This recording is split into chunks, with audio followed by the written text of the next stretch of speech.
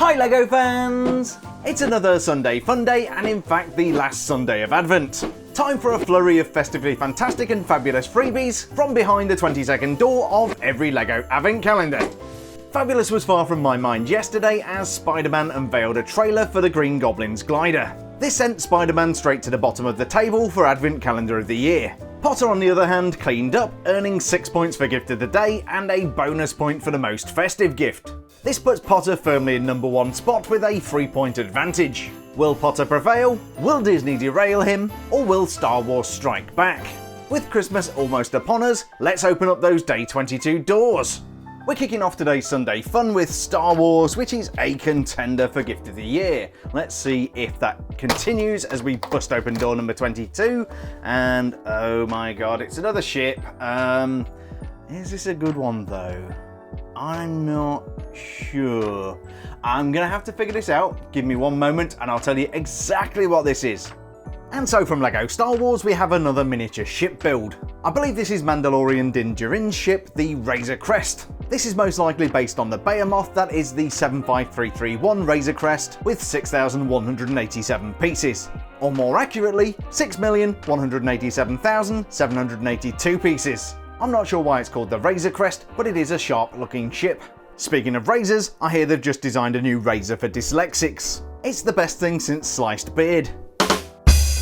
All the relevant details seem to be here, including the front-mounted laser cannons, and of course the flight deck up on top. Even recreated in this very small format, the profile of the ship looks very accurate. I was worried that I put this piece on the wrong way around, but apparently this is the way.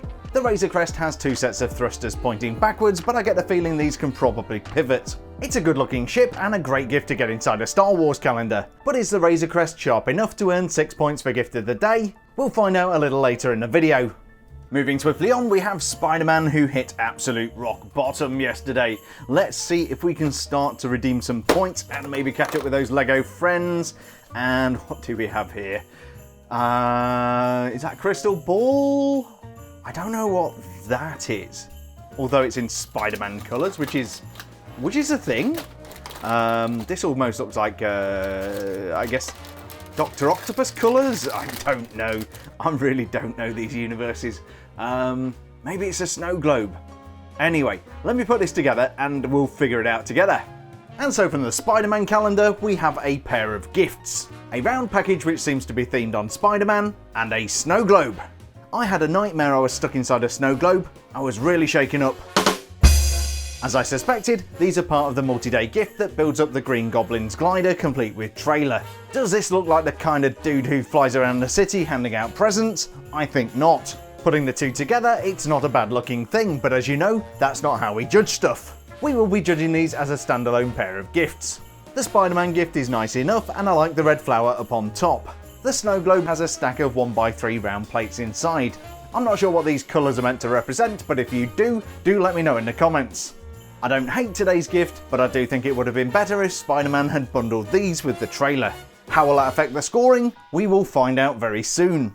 Moving on from Spider-Man's snow globe, we have the current winner, the boy wizard, the boy what gone done lived, Harry Potter. Let's see if Harry James Potter has his key. No, I mean something good behind today's door. Let's see. Oh, now I thought we were done with tables. This one, is that a little bit longer? That's kind of Dumbledore-y colours. Oh, this must be the staff table because what we really need is more tables. Yeah. Well, let me put this together and we shall see if it's worth any points. And so the table turns, quite literally. Today's gift from Harry Potter is a table complete with candle, and I believe this might be the staff table where you would expect to see Dumbledore sitting. Adding to that theory, the tabletop is in a very Dumbledore-esque medium lavender. If anybody tries to tell you that Dumbledore was also in Lord of the Rings, don't believe them. It's proper Gandalf. Although it doesn't quite make sense, the headmaster's table is 2 studs longer than the ones the students sit at. It's also less generously laden. There's a little green and red festive decoration, and then a nicely decorated candle. I once went out with a candle. Most pleasingly, the candle sits on a decorative gold leaf. Less pleasing is the superfluous grey jumper plate. Anybody want to guess what we might be getting tomorrow? It's a nice gift with obvious room for expansion, but I'm not sure I like this as much as some of the student tables we got earlier in Advent. Will that cost Dumbledore a few bonus house points? I think we'd better go pay a visit on those LEGO friends. Next we have those LEGO friends who used to be in last place but got gifted a couple of positions, or at least one position, by Spider-Man. Let's see if they can retain that today with a brilliant gift. And okay, well, they earned an entry into Christmas Tree of the Year on Christmas Eve. We always do that. Although they seem to have forgotten to decorate this one.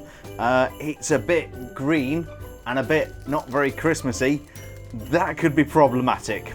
But anyway, let me put this Christmas tree together and we shall pour scorn on it together. And so from LEGO Friends we have the traditional Advent Christmas tree. The Christmas tree we got this year is very smart. It went to elementary school and excelled at trigonometry.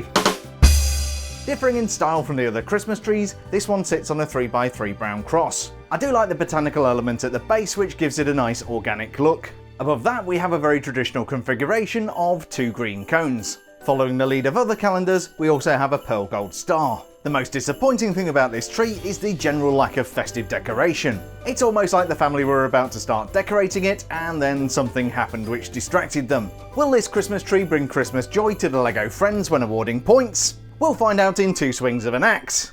Moving on to the Disney calendar, I suspect I've got a good idea of what might be in here. We got what looked suspiciously like a multi-day gift yesterday, and that could spell... Oh no, I think we're good. Surely they can't make it last until the 24th. Hold our beer! Okay, let's get on with this. Open up door number 22 and reveal the misery within. That is... yeah, I don't really know what that is. It looks like the... But it's got clips on it, so it's going to be probably the entrance way to the palace or the castle. I've still not figured out who this actually belongs to. There is a clock on it, which is quite nice, but we will be judging this standalone. It's not looking good, Disney princesses. And so from the Disney calendar, we have another instalment of a castle or palace or something. These guys were doing so well, and now they just flushed it down the toilet. If you remember yesterday's gift had a handle, well, today's gift has a curiously matching clip.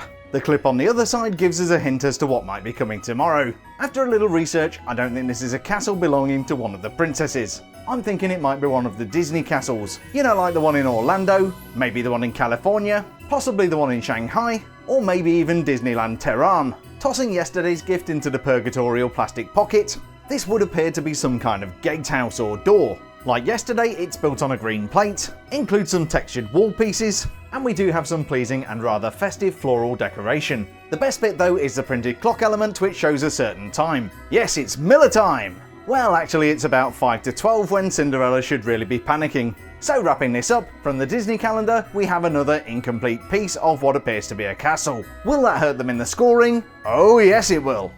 And so we reach our final calendar of the day. This is LEGO City, who started out really well and looks like they're going to end middle of the pack, which is a little disappointment after last year's victory, but still a decent showing until now.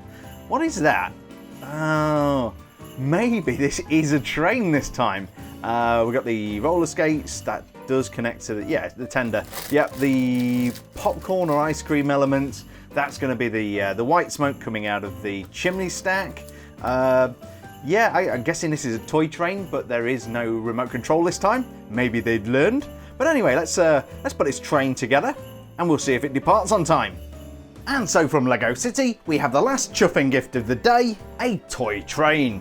My toy train got a cold. It's now a choo-choo train.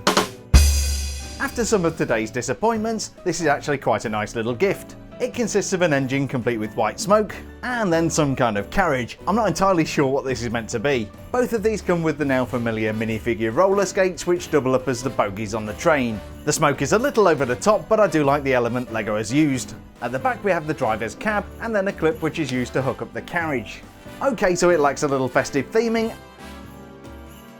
and it's not going to win Gift of the Year.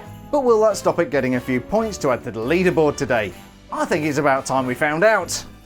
And so we've summoned all 6 Sunday sacrifices from behind door number 22 of every LEGO Advent calendar. From Star Wars we got the Razor Crest, Spider-Man gifted as a present and the snow globe, and then from Harry Potter we got the teacher's table. Friends kept it nice and traditional with a Christmas tree, and then Disney flushed their chances down the toilet with an incomplete castle. Finally, arriving right on time, from LEGO City, we got a toy train! But which one of these gifts deserves to hop aboard the LEGO City train and travel to the North Pole to receive the first gift of Christmas from Santa, and which deserves to have a similar fate to that encountered by the Razor Crest?